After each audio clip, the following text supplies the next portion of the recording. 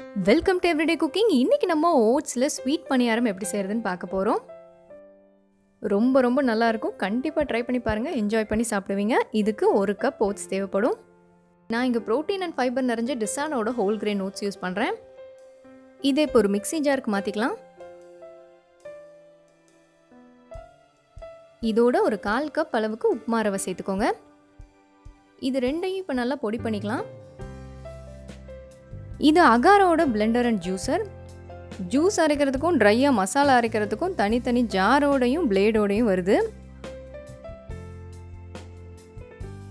எவ்வளோ தூரம் இதை பவுடர் ஆக்க முடியுமோ அவ்வளோ தூரம் நல்லா பவுடர் ஆக்கிக்கோங்க. இதோ ரெடி. இதை இப்போ ஒரு பவுலுக்கு மாற்றிக்கலாம்.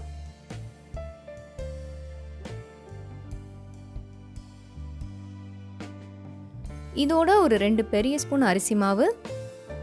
எப்பயுமே ஸ்வீட்டை தூக்கலாக காட்டுறதுக்கு கொஞ்சமாக உப்பு சேர்க்கணும். ஒரு 1/4 டீஸ்பூன் உப்பு சேர்த்துக்கோங்க.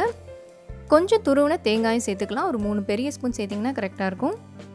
இது ஒரு பக்கம் இருக்கட்டும். இப்போ மிக்சியில் ஒரு 1/2 கப் வெல்லம் எடுத்துக்கோங்க. இதோட ஒரு சின்ன வாழைப்பழமும் கொஞ்சமாக ஏலக்காய் தூளும் சேர்த்துக்கலாம். இதை இப்போ நல்லா மைய அரைச்சி எடுத்து வச்சுக்கோங்க. இதை அரைக்கிறதுக்கு தண்ணி தேவைப்படாது, தேவைப்பட்டால் கொஞ்சமாக சேர்த்துக்கோங்க.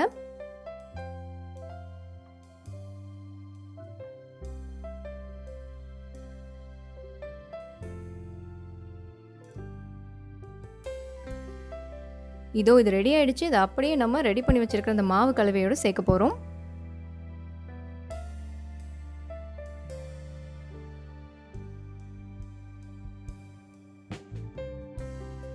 இப்போ தண்ணி சேர்த்து இதை கிளற ஆரம்பிக்கலாம். மாவு நல்லா இட்லி மாவு மாதிரி கொஞ்சம் கெட்டியாக தான் இருக்கணும். அதனால் பார்த்து கவனமாக தண்ணி சேருங்க. கொஞ்சம் கொஞ்சமாக சேர்த்து மிக்ஸ் பண்ணுங்கள்.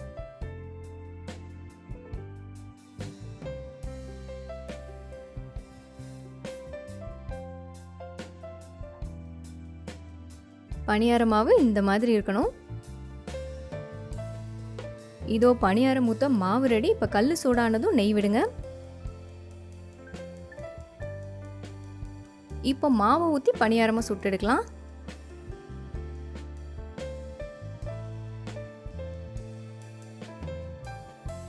கொஞ்சம் நிமிஷம் மூடி போட்டு வேக விடுங்க. நல்லா வெந்துடும்.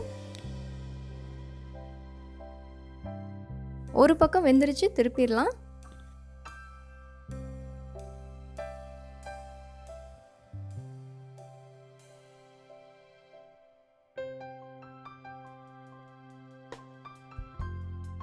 இதோ நம்மளோட பணியாரம் ரெடி. இதை வெளியே எடுத்துடலாம்.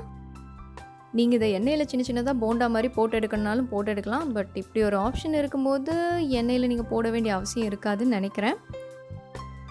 அதே மாதிரி இந்த மாவை யூஸ் பண்ணி ஊத்தப்பமோ இல்லை தோசையோ கூட ஊற்றலாம். அதுவும் நல்லாயிருக்கும்.